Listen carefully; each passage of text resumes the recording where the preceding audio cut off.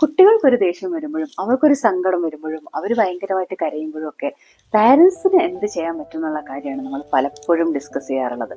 എന്നാൽ കുട്ടികൾക്കൊരു big emotion വരുമ്പോൾ കുട്ടികൾക്ക് തന്നെ എന്ത് ചെയ്യാൻ പറ്റും, അവർക്ക് എന്താണ് സംഭവിക്കുന്നതെന്ന് അവർക്ക് എങ്ങനെ മനസ്സിലാക്കാൻ പറ്റും എന്നുള്ളതിനെ പറ്റി നമുക്ക് ഡിസ്കസ് ചെയ്താലോ. പ്രശസ്തനായിട്ടുള്ള ഒരു ന്യൂറോ സയന്റിസ്റ്റ് ആണ് ഡോക്ടർ ഡാൻ സീജൽ. അദ്ദേഹം ഒരു ഹാൻഡ് മോഡൽ ക്രിയേറ്റ് ചെയ്തിട്ടുണ്ട്.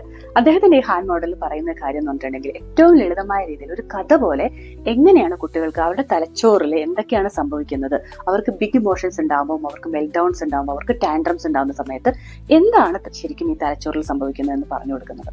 അദ്ദേഹത്തിന്റെ ഈ ഹാൻഡ് മോഡൽ ശരിക്കും കേട്ട് കഴിഞ്ഞാൽ നമുക്ക് വളരെ സിമ്പിൾ ആയിട്ട് മനസ്സിലാക്കാൻ പറ്റും. നമ്മൾ പറഞ്ഞു കൊടുക്കാൻ പോകുന്ന ഈ കഥയിൽ ഒരു ബാക്ക് സ്റ്റോറി ഉണ്ടാകുന്ന എപ്പോഴും നല്ലതാണ് കേട്ടോ. കാരണം നിങ്ങൾക്ക് ഈ സംഭവം എന്തെങ്കിലും ഒരു ഇൻസിഡന്റ് കഴിഞ്ഞ ദിവസം സംഭവിച്ചിട്ടുണ്ടെങ്കിൽ ആ ഇൻസിഡന്റിനെ എടുത്തു വെച്ചിട്ട് അന്ന് ദേഷ്യം വന്ന സമയത്ത് എന്താ സംഭവിച്ചതെന്ന് അറിയാമോ, മോന്റെ തലച്ചോറിൽ അല്ലെങ്കിൽ മോന്റെ ബ്രെയിനിൽ എങ്ങനെയായിരിക്കും ആ ദേഷ്യം വന്നപ്പോൾ അതെന്ത് മാജിക് കാണിച്ചിട്ടായിരിക്കും അത്രയും ദേഷ്യം വന്നത്, അല്ലെങ്കിൽ അങ്ങനെ സ്ക്രീം ചെയ്യാൻ വേണ്ടിയിട്ട് എന്തായിരിക്കും ബ്രെയിനിൽ സംഭവിച്ചിട്ടുണ്ടാവുന്നത്, മമ്മി ഒരു കാര്യം പറഞ്ഞു തരട്ടെ എന്ന് പറഞ്ഞിട്ട് നിങ്ങൾക്ക് തുടങ്ങാവുന്നതാണ്. കാരണം ഈ തുടക്കമാണ് എപ്പോഴും ഭയങ്കര ബുദ്ധിമുട്ടായിട്ട് വരിക.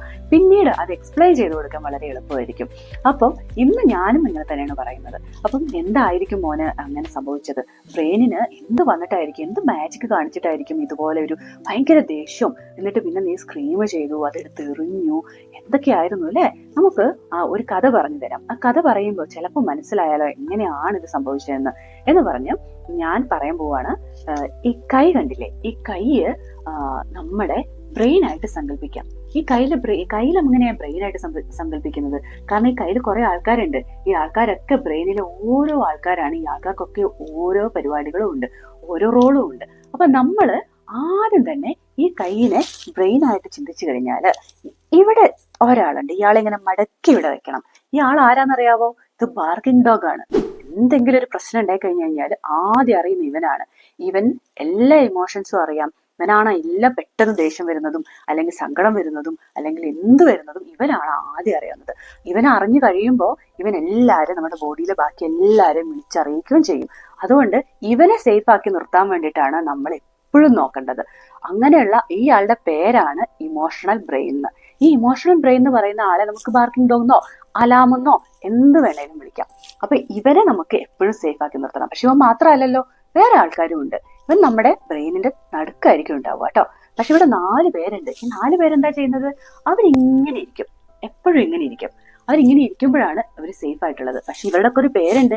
ഇവരാണ് തിങ്കിങ് ബ്രെയിൻ അല്ലെങ്കിൽ നമ്മുടെ ലോജിക്കൽ ബ്രെയിൻ എന്ന് പറയുന്നത്. ഇതിന് നമുക്ക് ബ്രെയിനിന് വേറെ വലിയൊരു പേര് പറയും. അതിന്റെ പേരാണ് പ്രീഫ്രണ്ടൽ കോർട്ടെക്സ്. പക്ഷെ നമുക്ക് ഇവനെ തിങ്കിങ് ബ്രെയിൻ എന്ന് പറയാം. ഇനി ഇതും അല്ലെങ്കിൽ നമുക്ക് വേറൊരു പേര് പറയാം, ക്യാപ്റ്റൻ. അതെന്താ ക്യാപ്റ്റൻ എന്ന് പറയുന്നത് അറിയാവോ? ഈ ക്യാപ്റ്റൻ എന്ന് പറയുന്നത് ഒരു കപ്പലില് പോയിക്കൊണ്ടിരിക്കുകയാണെന്ന് വിചാരിച്ചോ, ഭയങ്കര തിരമാല വന്നു, ഭയങ്കര കാറ്റടിച്ചു. അങ്ങനെ വരുമ്പോ എന്ത് ചെയ്യും? ഈ ക്യാപ്റ്റൻ അല്ലേ ഈ തിരമാലേനെയും കാറ്റിനെയും ഒക്കെ നിയന്ത്രിച്ച് നമ്മളെ യാത്രക്കാരെ എല്ലാം സേഫ് ആക്കി എത്തിക്കേണ്ടടുത്ത് എത്തിക്കുന്നത്. അതുകൊണ്ട് ഈ ക്യാപ്റ്റൻ ഭയങ്കര ബ്രേവ് ആണ്. അപ്പൊ നമ്മൾ ഇതിനെ ബ്രേവ് ആയിട്ടുള്ള ക്യാപ്റ്റൻ എന്ന് പറയും. ഇതിന്റെ ഉള്ളിൽ ഇരിക്കുന്ന ആളാരാണ്?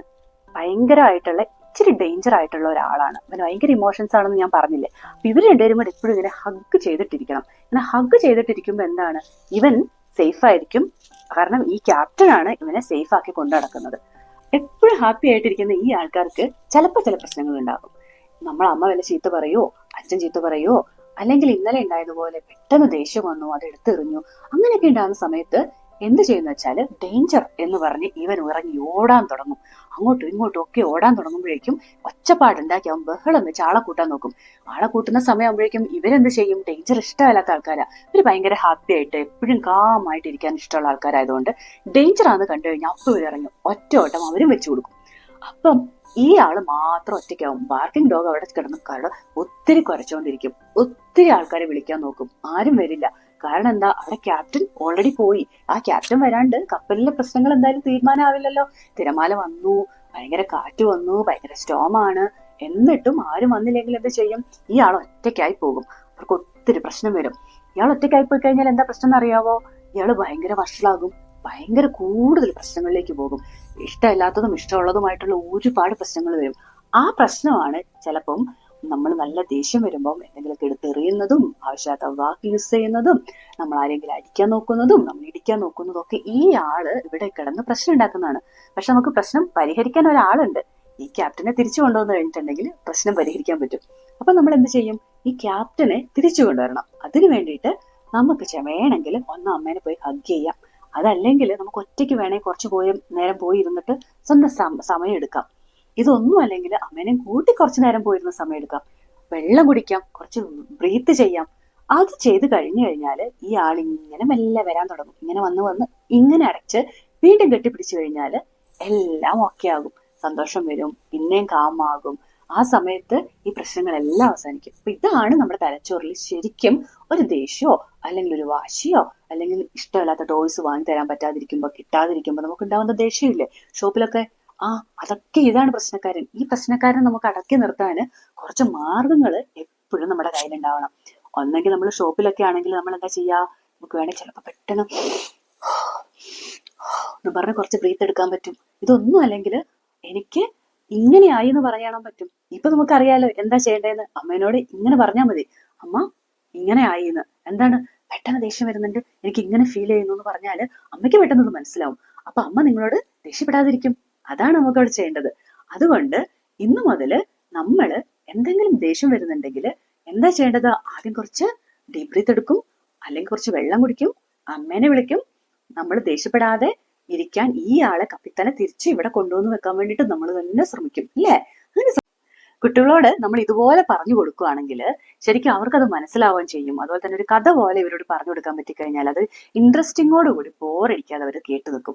എസ്പെഷ്യലി നമ്മൾ ഒരു ഇൻസിഡന്റ് ഒക്കെ കഴിഞ്ഞ് 2 ദിവസമൊക്കെ കഴിഞ്ഞിട്ടാണ് അത് പറഞ്ഞു കൊടുക്കുന്നതെങ്കിൽ ആ ഇൻസിഡന്റുമായിട്ട് റിലേറ്റ് ചെയ്തിട്ടുള്ള എക്സാമ്പിൾസ് നിങ്ങൾക്ക് കറക്റ്റ് പറഞ്ഞു കൊടുക്കാൻ പറ്റും. അതൊരു കുറ്റപ്പെടുത്തലായിട്ടോ അല്ലെങ്കിൽ അതൊരു വലിയ പ്രശ്നമായിട്ടോ അല്ലാതെ ഇത് ഇന്ന പ്രശ്നം കൊണ്ടാണ് ഉണ്ടാവുന്നത് നിനക്ക് മനസ്സിലായില്ലേ, അപ്പം ഈ പ്രശ്നം നിന്റെ തെറ്റല്ല എന്നും കൂടെ നമ്മളൊന്ന് ആഡ് ചെയ്യുവാണെങ്കിൽ അവർക്ക് ഭയങ്കര സമാധാനമായിരിക്കും. അപ്പൊ അടുത്ത വട്ടം ഇങ്ങനെ ഒരു പ്രശ്നം ഉണ്ടാകുന്ന സമയത്ത് നിങ്ങൾ ഇത് ഓൾറെഡി കുട്ടിയായിട്ട് ഡിസ്കസ് ചെയ്തതാണെങ്കിൽ നിങ്ങൾക്ക് തന്നെ ചോദിക്കാൻ പറ്റണോ, നിന്റെ ലിഡ് ഫ്ലിപ്പായോ എന്ന് നിങ്ങൾക്ക് തന്നെ ചോദിക്കാൻ പറ്റും. അല്ലാതെ നീ എന്തിനാ ദേഷ്യപ്പെടുന്നത്, നീ എന്തിനാ ആവശ്യമില്ലാണ്ട് കരയുന്നത്, സാരമില്ല, ഇങ്ങനെയുള്ള കുറഞ്ഞ വാക്കുകൾ നമ്മുടെ തലച്ചോറിൽ സേവ് ചെയ്ത് വെച്ചിരിക്കുന്ന കുറച്ച് വാക്കുകളാണ്.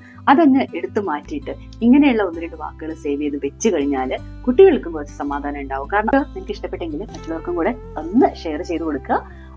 അതുപോലെ തന്നെ ഹാൻഡ് മോഡല് നമ്മൾ ഒരു വട്ടം കൊണ്ടൊന്നും നിർത്തരുത് പ്രാക്ടീസ് ചെയ്യുന്നത്.